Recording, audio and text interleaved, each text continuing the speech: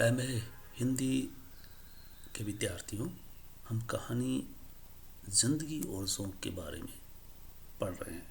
मैं पुनः दोहरा दूं कि हम अब तक कहानी के बारे में जान चुके हैं, फिर भी ये एक कोटेशन जो राजेंद्र यादव ने स्वतंत्रता के बाद की कहानियाँ, सर्वश्रेष्ठ कहानियों के बारे में जो लिखा है, ये 3 कहानियाँ इस श्रेणी में आती है कि वो दुनिया की भाग दौड़ में खोए वो टूटते पुरुष की कहानियों में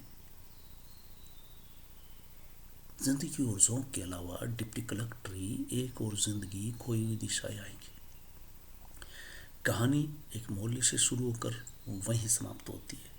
भिखारी रजवा किस तरह बेगारी करते हुए भी मार खाता है और वह भिखारिन को पाता है, भिखारिन को पाता है और खोता है। यहाँ तक हम आ चुके हैं। आगे चलिए। वो गांधी जी के कई तरह के किस्से सुनाता है कि किस तरह से वो जेल से छूटते हैं और उनकी मृत्यु किस तरह से होती है। अब चूंकि वो भगत बन गया है और भगत बनने के बाद ही वो गोसाई और गांधी के किस्से अपनी जुबान पर रखता है। अब उसकी दाढ़ी बढ़ रही है। कहें कि जैसे जैसे दाढ़ी बढ़ रही है उसका भगत का धर्म प्रेम बढ़ता जाता है। वो अब धार्मिक चर्चाएं करने लगा है, शनिचरी पर पानी चढ़ाने लगा है। ये सब क्रियाकलाप करने के बावजूद उसे हैजा दबोच लेता है। उसको जब हैजा हुआ तब देखिए मोहल्ले वाले किस तरह से रंग रूप बदल लेते हैं गिरगिट की तरह। वहाँ उसका वैसे कौन सगा बैठा था। हैजा के समय जब हैजा होता है तो उस समय वो शिवनाथ बाबू के यहाँ काम कर रहा होता है। शिवनाथ बाबू ने जब देखा कि वो उल्टियाँ कर रहा है, फर्श को बिगाड़ रहा है, तो उसे खदेड़ दिया जाता है। वो राम जी मिश्र के यहाँ जाकर के डेरा डालता है, वहाँ से भी उसे खदेड़ दिया जाता है। इसलिए कहा गया है कि उसका वहाँ कोई नहीं था। जब तक उसको बेगार करने के लिए मिल रहे थे तो उसको ठहरा दिया जाता था, खाना भी दे रहे थे। अब उसको घर से बाहर का रास्ता दिखा देते हैं। शिवनाथ बोले, ही कांट सरवाइव, यह बच नहीं सकता। वाचक को जब भी पता चला तो वाचक बेचारा महसूस करता है कि लोग देखिए काम ले लेते हैं, लेकिन जब उसको ज़रूरत पड़ी तो बाहर का रास्ता दिखा दिया। ये काम, वो बीमार है तो अस्पताल तक कौन पहुंचाए, इसलिए वाचक ये काम करता है। वाचक द्वारा अस्पताल पहुंचाया जाता है और एक दिन वह ठीक होकर वहीं उनके घर आ जाता है। लेकिन वाचक की पत्नी भी चूंकि मोहल्ले की औरतों की तरह है, वह भी उसे शरण नहीं देती है, बावजूद वाचक के कहने पर कि इसको रहने दो, ठीक हो जाएगा। तब वो वहाँ से निकल के खंडहर की शरण लेता है और वहीं रहता है। एक दिन फिर सूचना मिली कि अब उसे खुजली हो गई है। ये बात भी शिवनाथ बाबू बताते हैं।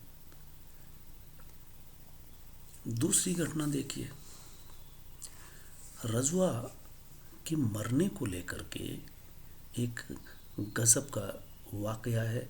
समाज में किस तरह की रूढ़ियाँ हैं, विश्वास है, आस्था है, इससे उभर करके आता है।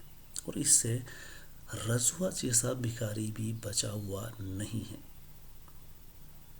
एक लड़का वाचक के पास आकर के बोलता है, सरकार, रजवा मर गया। मर गया? कब, कहाँ और कैसे? इस तरह के वो सवाल करता है। लेकिन तभी लड़का हंसते हुए बोला, हाँ सरकार, और एक कार्ड आके बढ़ा देता है, कार्ड, पोस्ट कार्ड, और कहता है आप गांव में चिट्ठी लिख दो।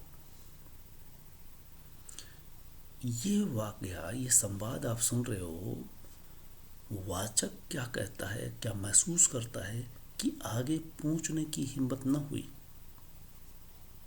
बस इतना पूछ लिया कि बता क्या लिखना है। वो बताता है, रामपुर के भजन राम बरई के यहाँ लिख दीजिए कि गोपाल सिंह मर गया। आगे कुछ पूछने के बजाय काट मार गया। लाश कहाँ वगैरह ऐसे सवाल भी पूछे जा सकते थे, पर वाचक सोचता है कि अब ये पूछ के क्यों आफत ले, पता नहीं इसको जलाने का भी मुझ पर ही पड़े। यानी मोहल्ले वाले हर कोई रजवा की जिम्मेदारी से बचना चाहता है। रजवा के मरने की सूचना पर वाचक को अपूर्व शांति मिलती है। ये देखिए एक दूसरा रूप है। उसे मरे 3-4 दिन हो गए थे। वाचक सोचता है कि चलिए मोहल्ले की एक बीमारी से मुक्त हुए। वो बेगार कर रहा था, कभी खुजली हो रही थी, कभी हैजा हो रहा था। चलिए मरना ही था, मर गए। उसे मरे 3-4 दिन हो गए थे। शिवनाथ बाबू आकर एक दिन बोले, चूंकि उसके मरने की खबर हर कोई को थी, सबको पता चल गया था। शिवनाथ बाबू से जो ही मुलाकात हुई तो वाचक से कहते हैं, आदमी वह ईमानदार था।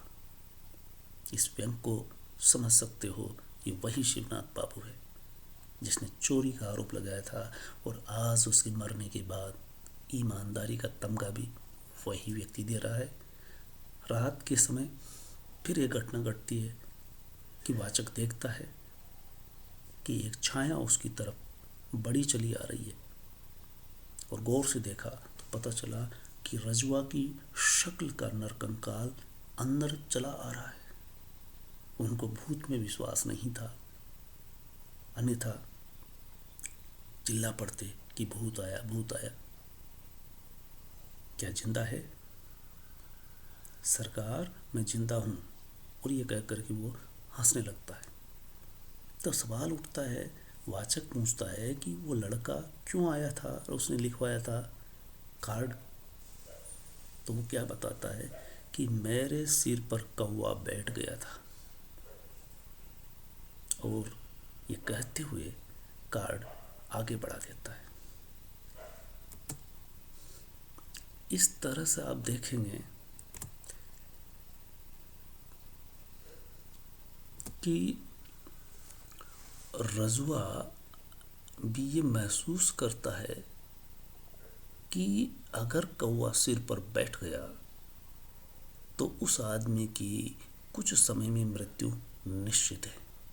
लेकिन इस घटना से, इस कहानी से एक बात का और पता चलता है कि रजवा जैसा भिखारी भी इस बात से वाकिफ है, और वो इस टोटके को करने के लिए कहता है कि एक कार्ड अगर या अफवाह उड़ा दी जाए और गांव तक भी खबर पहुंचा दी जाए कि वो मर गया है, जिंदा रहते हुए अपनी मौत की खबर फैला देना, ये आम धारणा है, विश्वास है। लोग ऐसा विश्वास करते हैं कि फिर वो नहीं मरता, अन्यथा 2-4 दिन में उसकी मौत सुनिश्चित है। इस डर से वह अपनी मौत की झूठी अफवाह उड़ाता है और फिर कार्ड आगे देते हुए कहता है कि आप एक कार्ड और लिख दीजिए कि गोपाल सिंह जिंदा है। ये सोच करके वाचक सोच में पड़ जाता है कि ये रजवा जैसा भिखारी भी जिंदगी से कितनी मोहब्बत करता है। इसके जीवन में कहीं भी किसी तरह का सुख नहीं है, साधनहीन है, मोहल्ले में पड़ा रहता है, जो भी आता है गली के कुत्ते की तरह लात मार के खदेड़ देता है, बचा कुचा डाल दिया जाता है जिसे खा करके गुजारा कर लेता है। इस तरह से ये रजवा अपनी जिंदगी गुजार रहा है, लेकिन मौत से डर रहा है।